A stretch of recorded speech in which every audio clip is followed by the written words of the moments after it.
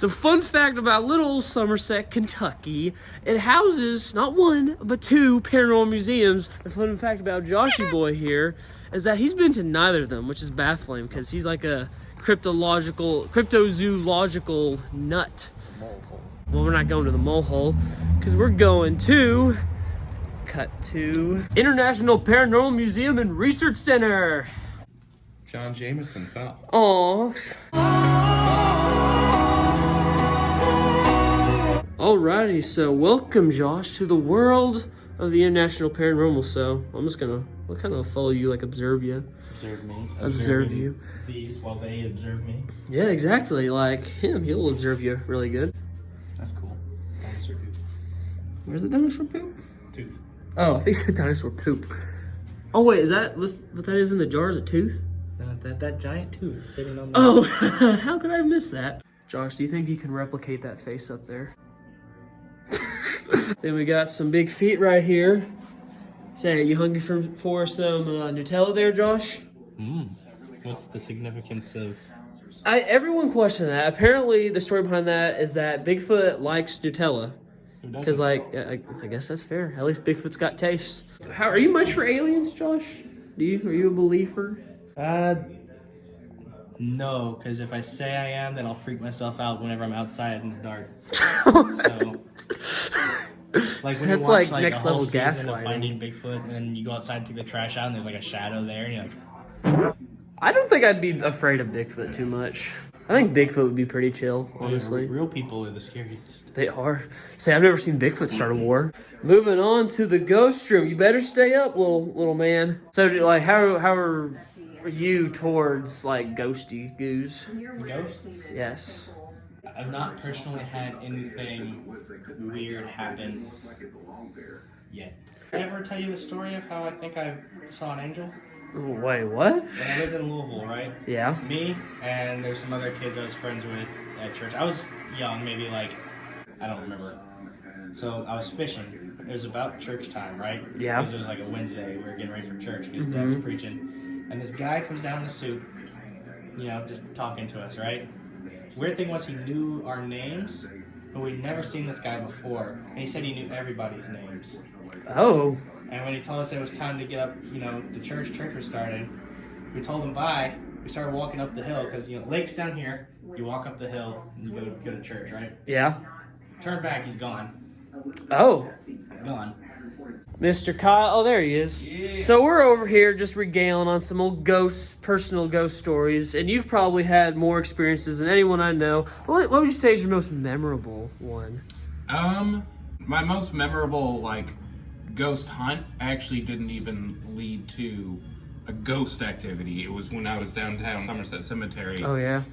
We were in the middle of a ghost hunt, and nothing was happening, and eventually we asked for something to show itself, and a UFO shows up over Oh. top of us.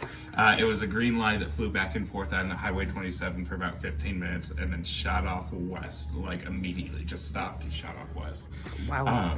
So that's the craziest thing I've ever experienced at a ghost hunt.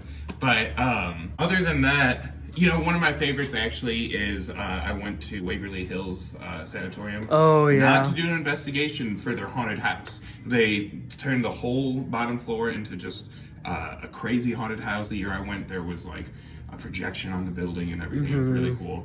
And we go through the haunted house, and of course there's actors that jump out and scare you and touch you and stuff. And in one hallway, I had someone grab me, and it got me, and so I turned around to look at the person, and there was absolutely no one behind me. Oh, that's so creepy. that's the best one where I think that the activity of people, you know, like expending energy in the idea of fear may have amped up the things that do the activity. It manifested it, essentially. Yeah, you know, That's and crazy. like that was one of my favorite just personal moments. So Josh, with the place we just visited, what are your thoughts on that? Give me a little review of that one. I enjoyed it. I got to see a bunch of odd paranormal stuff, some cryptid creatures. It's all really cool. And that was just from looking in the mirror. So we talked and we ate, boring stuff, but to kill some time between our paranormal excursions, we decided to visit the Somerset Asian Marketplace where Josh was checking out fish because, he's gross. Jesse. And we also visited Goodwill where Josh did this. Hey, got any grapes? But eventually, we made it to our final spooky destination. He's never been to any of the paranormal museums in town, so I'm showing him around today, and so... Did you go to Southwestern High School? I did not. He was homeschooled, actually. So you missed out on old Joshy here. Yep. Lots of new signs and things. Kind of the history of some of the more famous Bigfoot sightings. Yep, these are all new. Yes. All sorts of famous encounters. Oh, that's cool. And whatnot. Teddy Roosevelt himself was intimately involved in the Bigfoot phenomenon. Oh, as well as Daniel Boone, as well as, of course, me. I was involved that guy right there. In my own Bigfoot encounter way back when. Yeah, you'll have to introduce us to him sometime. And earlier we were discussing sharing around our own personal paranormal stories. What would you say has been your most memorable paranormal story? My most memorable paranormal story. Well, let's go in the paranormal room. Oh, okay. Lead the way, sir. I'll tell you, one of my favorite paranormal stories actually deals with that little sign down at the bottom of the case, the one that says Ghosts of the Past. Welcome to the Stanley Hotel. Oh. Of course, the Stanley Hotel is in Estes Park, Colorado. That's the hotel famously that Stephen King stayed at. Oh. In room 217 back in the early 1970s. And it sort of inspired the book The Shining. As a matter of fact, it didn't just inspire the book, it inspired the movie as well. So it's become kind of a haunted hotspot over the, or at least it was already a haunted hotspot. It's become kind of a road trip destination. Yeah. For paranormal investigators. But I've just had the pleasure of spending about 8 or 10 nights in the Stanley Hotel. And, that's where I've gotten some of what I consider to be my most convincing paranormal activity. Oh. Long story short, I set that device right there, the pyramid, down on the little couch there in the hallway, and hit the button on the side, fired it to life, and I backed away. It was me and my wife. There's no one else in the hall. And so we started with an opening statement, and then I said, on the count of 3, if you were one of the spirits who inhabit the hotel, or if you were one of the girls who showed yourself to Stephen King back in the day, make yourself known. Approach the little couch here, and even if we can't see you, that doesn't mean that this device right here can't see you. And I said 3. Nothing happened. We sat there for a few seconds. It was like, well, that was a bust. And I said, we're not here to make fun of you. Let's try this again. I did it again. 1, 2, 3. Come on. Still, nothing happened. I may have done that 3 or 4 times. 1, 2, 3. Show yourself. Nothing was happening. I finally decided I'm going to demonstrate to these ghosts what I want them to do. So I brought my hand down on the left side of the pyramid here. Now imagine there's a sensor on both sides. I put my hand, I would say anywhere between 3 and 4 feet away from that device. And it actually registered on here that my hand was about 3 to 4 feet from the left side of the device. And it started beeping, beeping, beeping, beeping. I said, this is what I want you to do. Come close, sort of set off this meter. Count of 3. 1, 2, 3. And that time, something happened.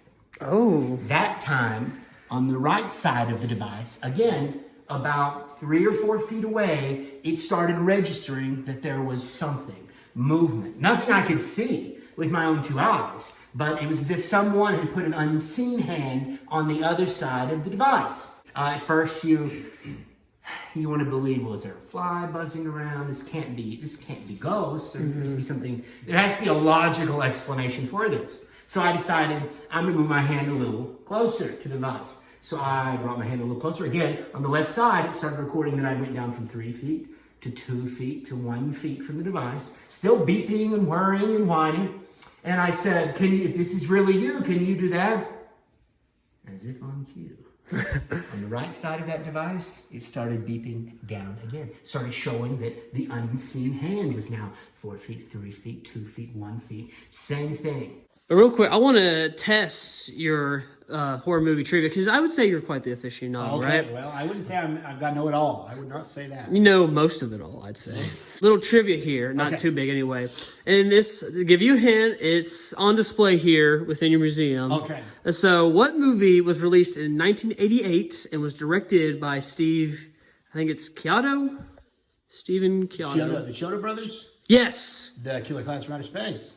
Wow, without hesitation. And you know what? Here's sir. Here's you. I forgot his name. I didn't even like remember their names at all. That's a little button that I got from a little package and had a bunch of. This is Shorty.